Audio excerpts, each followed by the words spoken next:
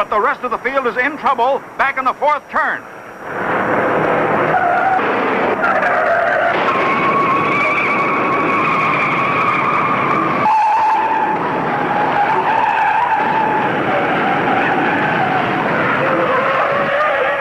The most fantastic pileup in auto racing history takes 37 cars out of the race. Some drivers free themselves from the wrecked cars to find out, is anyone hurt?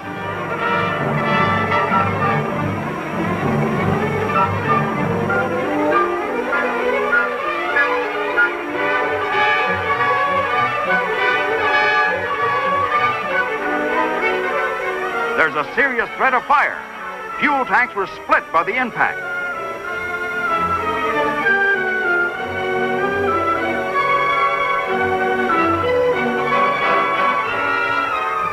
All drivers accounted for, only 8 of the 37 drivers suffered even minor cuts and bruises. And perhaps most amazing of all, no fire.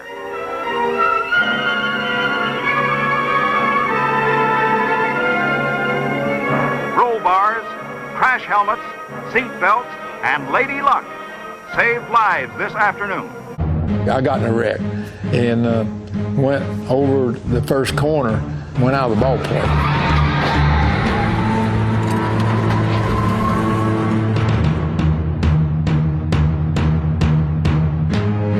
Just as I walk out of the infirmary, they said Lee Petty just went over turn 3 and 4 wall.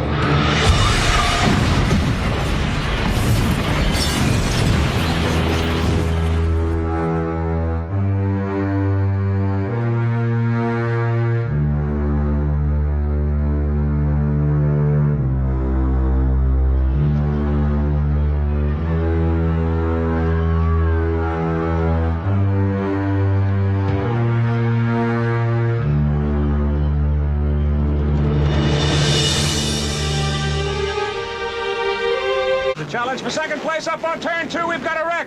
Look at that. Wow. What a crash, Keith. I don't think I've ever seen one this bad. It looks like a Ford. Car number 60. I don't know how in the world the following cars managed to avoid him. One of them came well inside on the grass to avoid making contact with some of the flying debris. Car number 60, Maynard Troyer, 32-year-old rookie from Spencerport, New York, flipped an incredible number of times. I have no idea how many times it was, but I think perhaps the fact that the car remained remarkably intact is quite a story in itself. Remarkable is the correct word, Keith. The car held together beautifully. The car was built by Smokey Unick here in Daytona Beach. It was driven in the 500 a couple of years ago by Indianapolis winner Bobby Unser, and it shed a lot of parts on its way over. We certainly hope he's all right. Here he comes down off the banking, Keith, and the smoke is from his tires locked up. He's on the brakes. He obviously had some sort of trouble that sent him into a slide. And he hits the apron. The car starts a slow, lazy side-over-side roll. It looks like it's not too bad at this point, but then as it proceeds down the track, it starts to snap roll and tumble over and over and over again. Wheels and other parts fly off the car. And this is one of the reasons why the side glass window has been taken out and the mesh replaced, because the glass does not get on the track. There, a big piece of the car is over. Notice that the roll cage is doing its job. The top has not come down on the driver. The body, the shell is intact, and Troyer is in there, his safety straps holding him where he belongs. The roll cage in this beautifully constructed car has done its job well.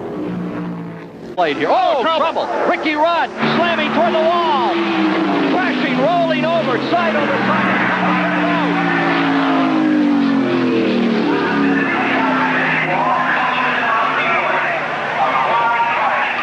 Ricky Rudd, Ford automobile, out of control, side over side several times, lands in the grass just at the top of pit road. The Budmore car destroyed. You're watching live from the Daytona International Speedway, the Busch Clash of '84. The most serious crash in the 6-year history of this event has just taken place. Ned Jerry. Here is Ridley on the inside.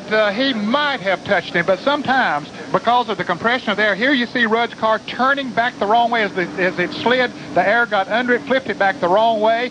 I think that it was a blessing that it didn't get into that wall, Ken. It started spinning away from him, just like a bucking horse, going in every kind of a direction. And, of course, Ricky holding on. Ricky Rudd, former Grand National Rookie of the Year. North Carolina. Bad trouble. Okay, a terrible crash. Richard Petty's car has turned over 7 or 8 times coming off turn 4 and was just struck by another car. It's one of the most violent accidents we've ever seen at the Daytona International Speedway here as leader Darrell Waltrip squeezes through. Petty's car nosed into the wall and then went sideways and barreled end over end and then side over side time after time. A terrible accident involving the man who has won this race 7 times over the years. Alan Kulwicki in car number 7 was involved. His car is limping towards the pits, and there is the damaged number 43 STP Pontiac of Richard Petty out there on the track. It was really happened at one of the highest speed sections on the track, and we trust that Petty is okay in the car. Phil Barkdahl was involved in number 73. And we're trying to identify which other car. There's number 23, Eddie Bierschwal, Jeff Bodine in car number 15, and of course, Richard Petty, the man who has won 200 races in NASCAR events. Richard Petty was running in a pack of cars, and the back end starts to go around, and it looks like it might have been tagged by the car number 73 of Phil Barkdahl, and you can see Petty's car just cramming and turning over up against the wall, and other cars coming in. There's Barkdahl hitting him as he came by, and the Eddie Bierswald car hitting one of the tires that came off the car. From another angle. That looks like the crash at Darlington years ago, Ned.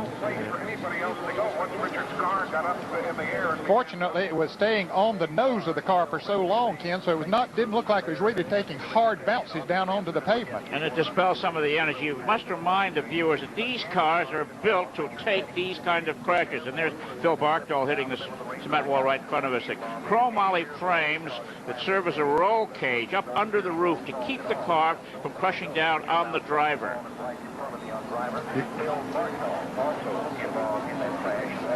Let's take a look from Ricky Rudd's vantage point. Out of the second turn and down the backstretch. That's Waltrip and Alan Kulwicki leading this. Oh, look at Earnhardt got sideways. Somebody looked like made some contact. Uh-oh, we've got a problem. Contact here, for sure. Darrell Waltrip and Joe Rudd. Waltrip's car gets on his roof and over and over. Darrell Waltrip tumbling down the backstretch in what appears to be a very, very serious crash. Joe Ruttman, the other car involved in that incident. Darrell Waltrip. Come on, BW. And all we can do now is hold our breath. It looked like the car was going to slide through the grass there and be okay, but then I don't know if it crossed some pavement or something that dug in. Yes, Ned, it caught a road over there, and it just... And when the car got slightly in the air, then it just went on over. The air got underneath it, and it began to overturn. That we see Darrell. He's down on the inside of Kulwicki, and Joe Ruttman right behind him. Now here comes Earnhardt. Looks like someone had tapped him. But Kulwicki came down and touched Darrell. Threw him back into Ruttman. Ruttman gets in the side of him. And then here's the road they hit. Yep. When he hits the road, it gets him airborne, and the car starts over. Of course, he was being pushed by the car number 75. That was just a circumstance there. There was certainly nothing aerodynamic that caused that crash. When they went over that paved road, which is part of the road course, that's when the car got airborne and began to flip. Here's another angle. We'll see Darrell down on the inside of Alan Kulwicki, and there's Earnhardt pulling out, making it about 3 abreast back there, but Kulwicki was up a little bit high, and Darrell looked like they just went together as they came off of turn 2 and started Darrell to the infield, and Ruttman took him with him.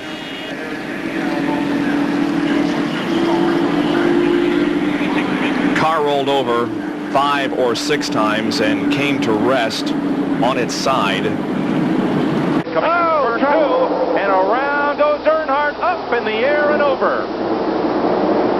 Both cars land on their wheels, but Trickle and Earnhardt Jr. go for a wild ride down the back straightaway of Daytona. They'll race back to the caution. Nemechek will lead them back here. And at the caution flag, it's Nemechek with Purvis, Tony Stewart, and Mark Martin. Dick Trickle will be able to drive away. But look at the front end of that car. Wow, that car has major damage to the nose. Earnhardt's car came down on top of it. All right, let's see what happened between Dick Trickle, the orange car, and Dale Earnhardt Jr. There's the orange car of Dick Trickle.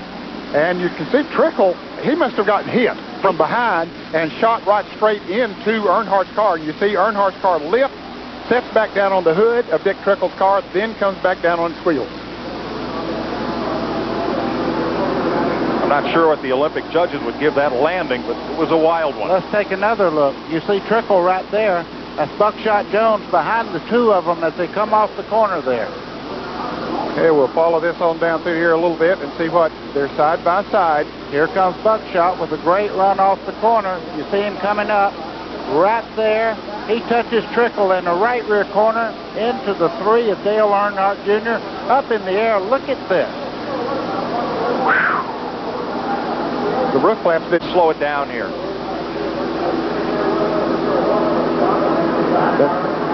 Yeah, the roof flaps did come up too. They went back down. But Ned, it's possible with that car of Trickle's right behind Earnhardt's, the roof flaps may not have had a chance to spoil the air to keep him on the ground. Exactly.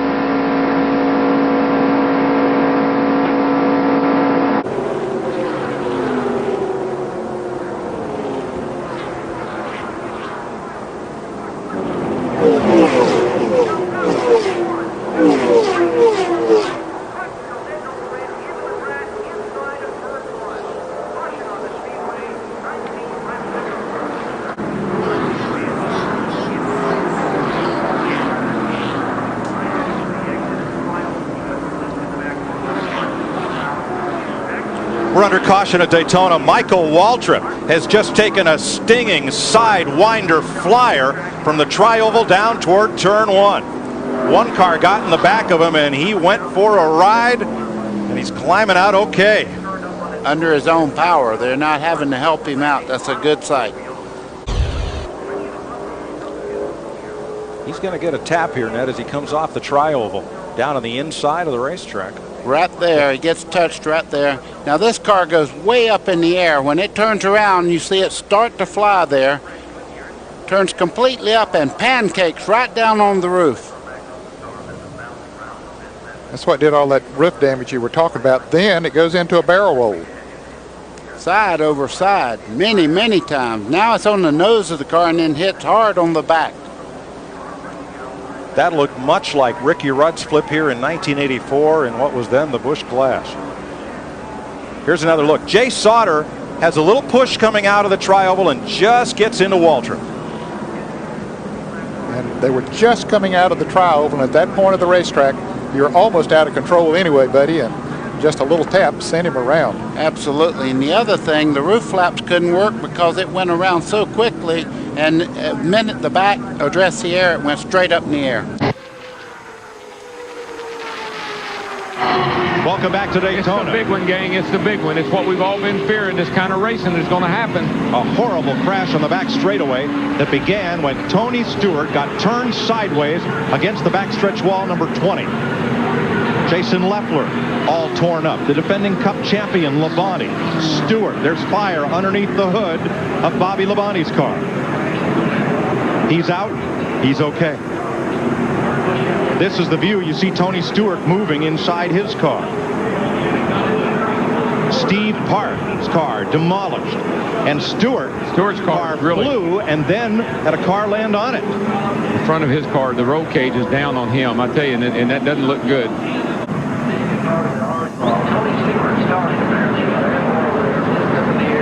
It's happened up here. I think that this car right here, man, and look at, is that Stewart's car? That's Stewart's car. Rode right across the top of Robbie Gordon's car, the Ford car.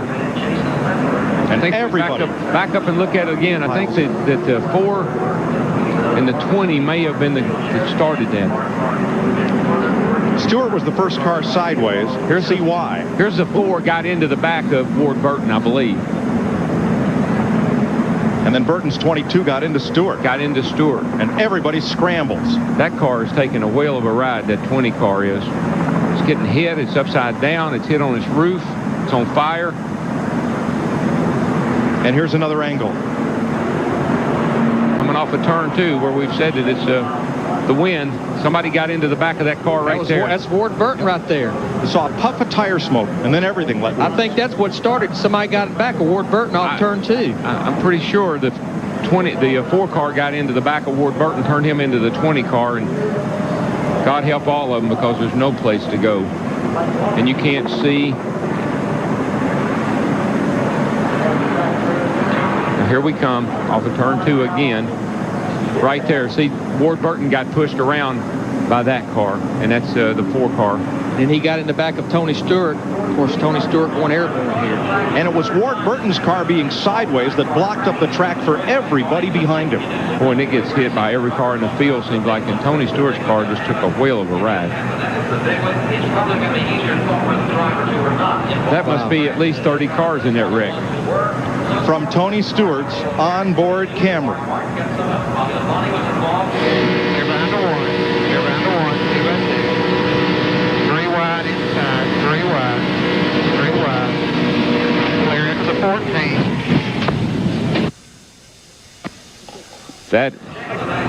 That is something a driver never wants to hear. 4 times I made it through. I flapped out the tire. I made it through. And 4, bud. We'll put 4 on. Here's one more angle from Mark Martin, whose car is now all torn up. It's the outside wall real hard. Gets hit again, and takes out.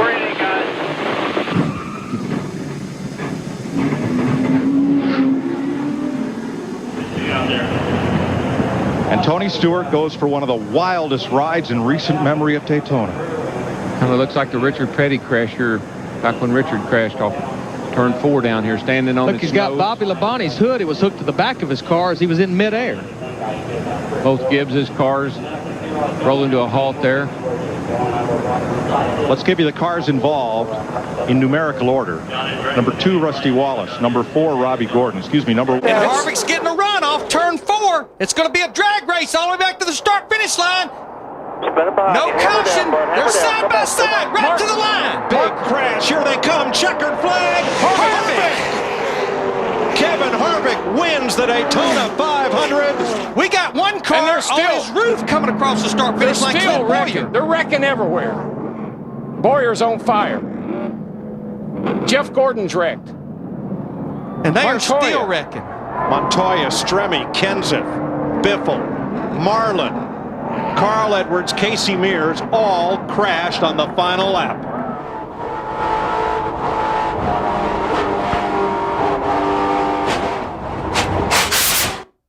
New one for the record books. Have you ever? Well, a couple of times. I'm going to repeat what I heard a few years ago. No, I have never. I got so excited I broke the damn mirror in half. Jeff Gordon's day ends about like his teammates. Clint Boyer came across the start-finish line on his roof.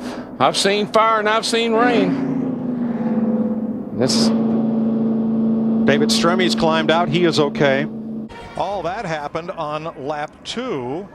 And now, under caution, Juan Pablo Montoya has crashed and gone aflame. Holy cow, what happened? We just got a report that he was complaining about a bad vibration in every gear. No, Larry, he just slammed into the jet dryer. I think he slammed into the jet dryer.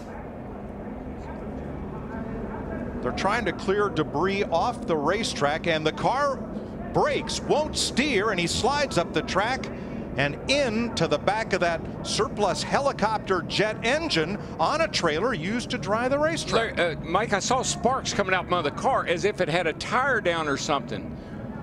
What an incredible turn of events. I've never in my life. Oh my gosh. And all that spilled jet fuel found something hot to ignite it. Safety workers quickly on the scene. And this is a bizarre twist to this Daytona 500.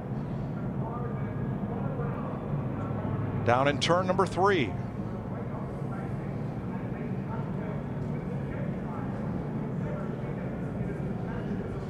Well, I've seen a lot of things, but I don't think I've ever seen anything quite like this. That fuel is just running right down. That thing's full of fuel. They keep them full all the time. I just wonder what it's going to do to the racetrack. Well, here comes the fire crew. You see the red truck bottom of the screen. They've got to get that out because that fire could damage the racing surface. That's what I was thinking. I mean, you got fuel, it's on fire. It could eat that asphalt right up. It is commonplace for track safety, rescue, track drying vehicles to circulate the track under a caution flag.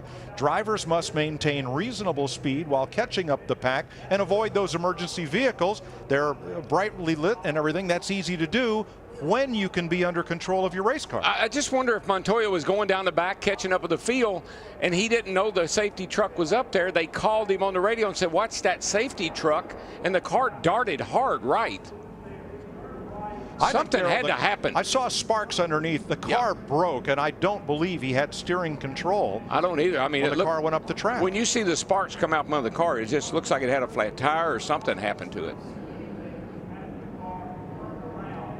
I don't know how many gallons of jet fuel that thing holds, but I guarantee you it's got several gallons in it. Probably 100. Track personnel exited that cleanup truck very quickly after the collision and walked away. That's got to be eating the track up. I just wonder what it's going to do to it, Larry. Yeah, that fire's been burning for quite a while now. We're under caution. Here he comes back here. You can see him coming. Jet dryer's up high. He sees the safety truck flashing its lights. Sparks fly, and around he goes.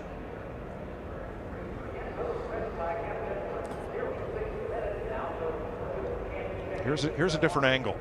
See the safety trucks up top? Wow. I mean, it just exploded. When it hit it, it just exploded.